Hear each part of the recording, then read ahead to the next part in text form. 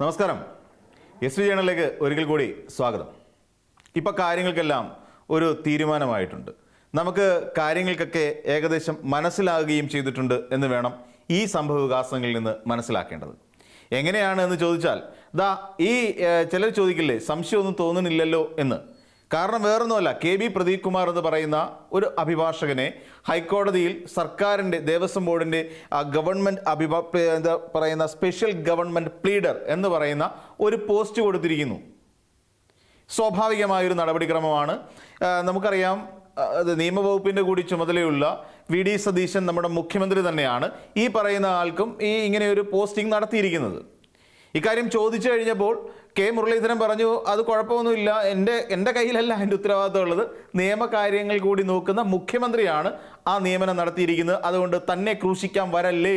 കാരണം ഇഷ്ടംപോലെ പണി കിട്ടിക്കൊണ്ടിരിക്കുന്ന ഒരാളാണ് നമ്മുടെ മുരളീധരൻ എന്ന് പറയുന്ന ആരോഗ്യവും ദേവസ്വവും ഹാൻഡിൽ ചെയ്തുകൊണ്ടിരിക്കുന്ന മന്ത്രി.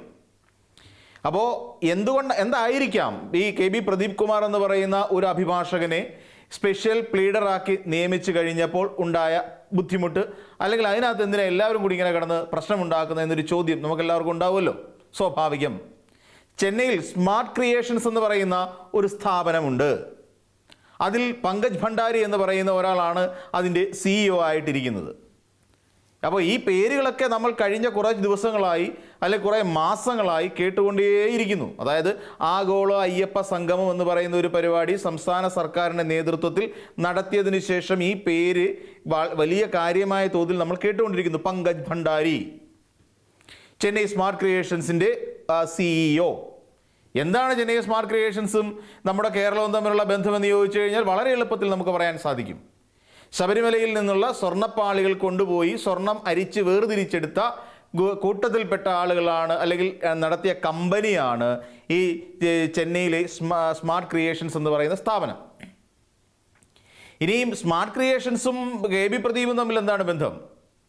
അതായത് ശബരിമല എന്ന് പറയുന്ന പുണ്യ സ്ഥലത്തെ അവിടുത്തെ 98-ൽ വിജയമല്യ സ്ഥാപിച്ച സ്വർണ്ണപ്പാളികളും സ്വർണവും എല്ലാം അടിച്ചു മാറ്റുന്നതിന് വേണ്ടിയിട്ട് ഒരു പ്രതിഭാഗത്ത് നിൽക്കുന്ന, പ്രതിസ്ഥാനത്ത് നിൽക്കുന്ന ഒരു സ്ഥാപനമാണ് സ്മാർട്ട് ക്രിയേഷൻസും അതോടൊപ്പം പങ്കജ് ഭണ്ഡാരി. ഈ സ്ഥാപനത്തിൻ്റെ അഭിഭാഷകനായിരുന്നു ഈ പറയുന്ന KB പ്രദീപ് കുമാർ എന്ന് പറയുന്ന ആള്. ഇപ്പോൾ നമുക്ക് ഏറെക്കുറെ കാര്യങ്ങളിൽ വ്യക്തത വരുന്നുണ്ട് അല്ലേ? കാരണം എന്താണ്? ഈ കേസ് ഹൈക്കോടതിയുടെ നിർദ്ദേശപ്രകാരം SIT അന്വേഷിച്ചുകൊണ്ടിരിക്കുന്നു. നമ്മൾ നേരത്തെ പറഞ്ഞ പോലെ, ഇതിനു മുമ്പ് സംസാരിച്ച പോലെ, ശബരിമല സ്വർണ്ണക്കൊള്ളയിൽ പോറ്റിയെ കയറ്റിയത് ആരപ്പ എന്ന് പാട്ടുണ്ടാക്കിക്കൊണ്ട് ഈ കേരളം മുഴുവൻ പാടി നടന്നത് കോൺഗ്രസ്സുകാർ. ഏറ്റവും ഒടുവിൽ ഈ ഉണ്ണികൃഷ്ണൻ പോറ്റി എന്ന് പറയുന്ന അതിനകത്തിലെ പ്രധാന പ്രതിക്ക് അങ്ങ് ഡൽഹിയിലും ഉണ്ടടാ പിടി എന്ന് പറയുന്നതായിരുന്നു അവസ്ഥ. ജൻപഥ് ടൺ എന്ന് പറഞ്ഞാൽ എന്താണ് നമുക്ക് എല്ലാവർക്കും അറിയാം. സോണിയാഗാന്ധിയുടെ ഔദ്യോഗിക വസതിയാണ്, സോണിയാഗാന്ധിയുടെ വീടാണ് ഡൽഹിയിലെ.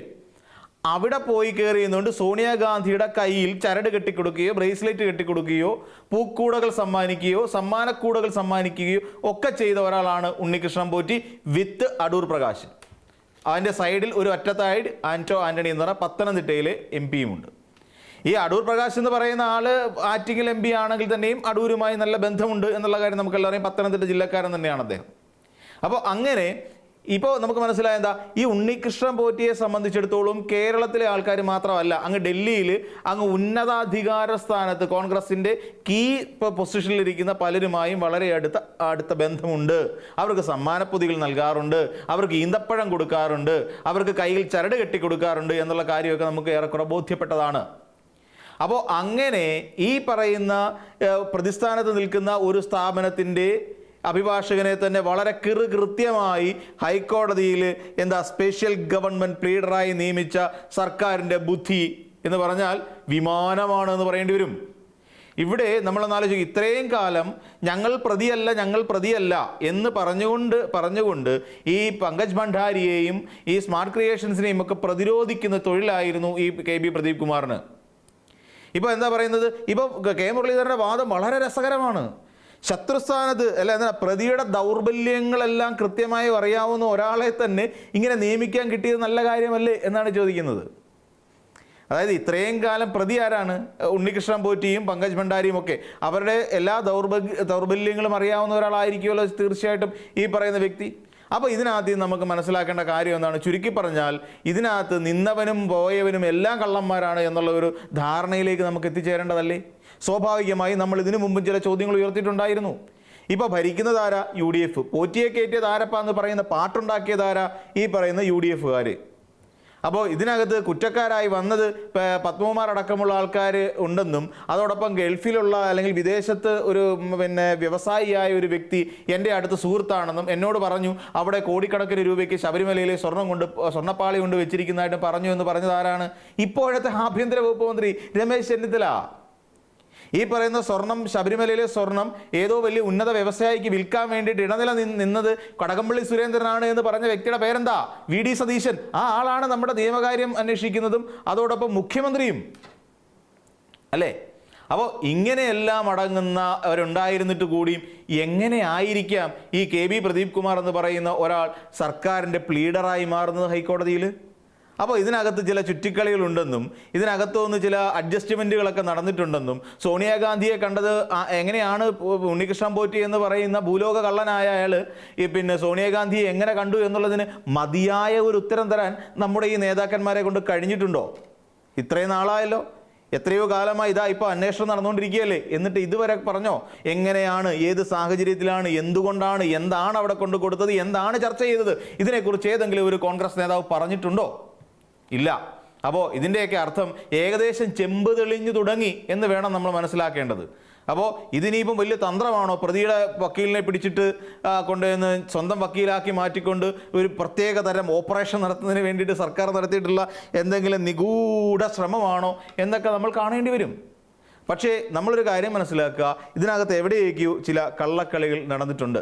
കാരണം ഈ ഉണ്ണികൃഷ്ണൻ പോറ്റി എന്ന് പറയുന്ന ഒരു വ്യക്തിയെ 2004 പോസ്റ്റ് ചെയ്യുന്നത്, അതായത് ശബരിമലയിലെ പരികർമ്മി എന്നുള്ള നിലയിലേക്ക് കൊണ്ടുവന്ന് എത്തിക്കുന്നത് സത്യത്തിൽ ആരാണ്? അന്ന് CPM എന്ന് പറയുന്ന രാഷ്ട്രീയ പാർട്ടിക്ക് എന്തെങ്കിലും അക്കാര്യത്തിൽ ബന്ധമുണ്ടായിരുന്നോ? ഇല്ല. അതേസമയം അന്ന് 2004 പ്രയാർ ഗോപാലകൃഷ്ണൻ എന്ന് പറയുന്ന ഒരു കോൺഗ്രസ് നേതാവായിരുന്നു ദേവസ്വം ബോർഡിൻ്റെ പ്രസിഡന്റായിട്ടുണ്ടായിരുന്നത്. അതിനുശേഷം ആ സമയത്ത് തന്നെ നമ്മൾ പരിശോധിച്ച് നോക്കൂ, അജയ് തറയിൽ അന്ന് ദേവസ്വം ബോർഡിലുണ്ടായിരുന്നു. അപ്പം കോൺഗ്രസ് നേതാക്കന്മാരായ അജയ് തറയിലും അതോടൊപ്പം ഈ പറയുന്ന പ്രയാർ ഗോപാലകൃഷ്ണനും KC വേണുഗോപാലും ഒക്കെ ഇതിനകത്ത് ദേവസ്വം ബോർഡുമായി ബന്ധപ്പെട്ട് പ്രവർത്തിക്കുന്ന കാലത്താണല്ലോ ഇങ്ങനെ ഒരു ഈ പറയുന്ന ഉണ്ണികൃഷ്ണൻ പോറ്റി എന്ന് പറയുന്ന കള്ളനെ അവിടെ പിടിച്ചുകൊണ്ട് ഇരുത്തുന്നത്. അതിനുശേഷമാണല്ലോ ഈ സ്വർണം കൊണ്ടു കൊടുക്കാനും കൊണ്ടുവരാനും, എന്തിനേറെ പറയും, ഇതിൻ്റെ വാറണ്ടി കാർഡ് പോലും ഇഷ്യൂ ചെയ്തിരിക്കുന്നത് ഉണ്ണികൃഷ്ണൻ പോറ്റിയുടെ പേരിലായിരുന്നു. പോട്ടെ, ഇവിടെ പ്രശ്നം എവിടെയാണെന്ന് ചോദിച്ചു കഴിഞ്ഞാൽ, ഇപ്പോൾ ഏതെങ്കിലും ഒരു വ്യക്തിയുടെ അഭിഭാഷകനായിരുന്നു ഈ പറയുന്ന KB പ്രദീപ് എങ്കിൽ നമുക്ക് സമ്മതിക്കാം. കാരണം എന്താ, ഒരു വ്യക്തി ഇപ്പോൾ മുരാരി ബാബുവിൻ്റെ അല്ലെങ്കിൽ പത്മകുമാറിൻ്റെ അഭിഭാഷകൻ ഇങ്ങനെ സർക്കാർ നിയമനം കൊടുത്തു എന്ന് വെക്കാം. പത്മകുമാറിൻ്റെ അഭിഭാഷകന് കൊടുക്കാൻ പറ്റില്ല, കാര്യം അയാൾ കമ്മ്യൂണിസ്റ്റുകാരന്. അപ്പോൾ ഇതും പറ്റില്ല. അപ്പോൾ ഇത് ഒരു സ്ഥാപനത്തിൻ്റെ, ആ സ്ഥാപനം എങ്ങനെയാണ് അവിടെ തെളിഞ്ഞു കഴിഞ്ഞു, അവിടെ കൊണ്ടുചെന്നിട്ട് സ്വർണം മാറ്റി തന്നെയല്ല, ഈ സ്മാർട്ട് ക്രിയേഷൻസ് അവിടുന്ന് അരിച്ചെടുത്ത സ്വർണം, അതായത് ശബരിമലയിൽ നിന്ന് മോഷ്ടിച്ചെടുത്തു എന്ന് പറയുന്ന സ്വർണം മറ്റ് പല ക്ഷേത്രങ്ങളിലേക്കും ഉപയോഗിച്ചു എന്നുള്ളതിൻ്റെ തെളിവുകൾ വരെ പുറത്തു വന്നിട്ടുണ്ട്. മറ്റ് ചില ക്ഷേത്രങ്ങളിലെ കൊടിമരത്തിൽ സ്വർണം പൂശുക, മറ്റ് സാധനങ്ങൾക്കൊക്കെ സ്വർണം പൂശാനൊക്കെ വേണ്ടിയിട്ട് ഉപയോഗിച്ചു എന്നുള്ള തെളിവുകളടക്കം പുറത്തു വന്ന സാഹചര്യത്തിലാണ് ഈ സംഭവം നടക്കുന്നത്. KB പ്രദീപ് എന്ന് പറയുന്ന വ്യക്തിയെ ഈ പറയുന്ന സ്പെഷ്യൽ ഗവൺമെൻറ് പ്ലീഡറാക്കി മാറ്റുന്നത് എങ്ങനെയുണ്ട്? അപ്പം ഇടതുപക്ഷം നേരത്തെ മുതൽ തന്നെ ആരോപിച്ചുകൊണ്ടിരുന്നത് ഇതിനകത്ത് കോൺഗ്രസ്സുകാർക്ക് ശക്തമായ പങ്കുണ്ട്. മുരാരി ബാബുവിനെ അറസ്റ്റ് ചെയ്ത സമയത്തും അതോടൊപ്പം അന്ന് മുതൽ ഇന്ന് വരെ ഒറ്റ ചോദ്യമേ ചോദിക്കുന്നുള്ളൂ, സോണിയാഗാന്ധിയും ഉണ്ണികൃഷ്ണൻ പോറ്റിയും തമ്മിലുള്ള ബന്ധമെന്ത്? എങ്ങനെയാണ് ഉണ്ണികൃഷ്ണൻ പോറ്റി സോണിയാഗാന്ധിയുടെ വീട്ടിലേക്ക് എത്തുന്നത്? ഉണ്ണികൃഷ്ണൻ പോറ്റി സോണിയാഗാന്ധിക്ക് നൽകിയത് എന്താണ്? കയ്യിൽ കെട്ടിക്കൊടുത്തത് എന്താണ്? അവരവിടെ വെച്ച് ചർച്ച ചെയ്തത് എന്താണ്? ഈ ഉണ്ണികൃഷ്ണൻ പോറ്റിയും അതോടൊപ്പം തന്നെ അടൂർ പ്രകാശും ആന്റണിയും തമ്മിലുള്ള ബന്ധം എന്താണ്? ഇതങ്ങ് എങ്ങനെ തുടങ്ങി നിരവധി ചോദ്യങ്ങൾ ഇപ്പോഴും ഉത്തരം കിട്ടാതെ അവശേഷിക്കുന്നു. ഇത് ഏതൊക്കെ നേതാക്കന്മാരോട് ചോദിച്ചാലും വ്യക്തമായ ഒരു ഉത്തരം ഇന്ന് വരെ ഒരു മാധ്യമ പ്രവർത്തകർക്കും ഈ നേതാക്കന്മാർ കൊടുത്തിട്ടില്ല എന്നുള്ളതും ശ്രദ്ധേയമായ കാര്യമാണ്. എന്താണെങ്കിലും ഒരു കാര്യമുണ്ട്, ഈ നിയമനത്തിൽ നമുക്ക് 2 കൈയും അടിച്ചങ്ങ് പ്രോത്സാഹിപ്പിച്ചു കൊടുത്തേക്കാം. മറ്റൊരു വീഡിയോയുമായി നമുക്ക് വീണ്ടും കാണാം.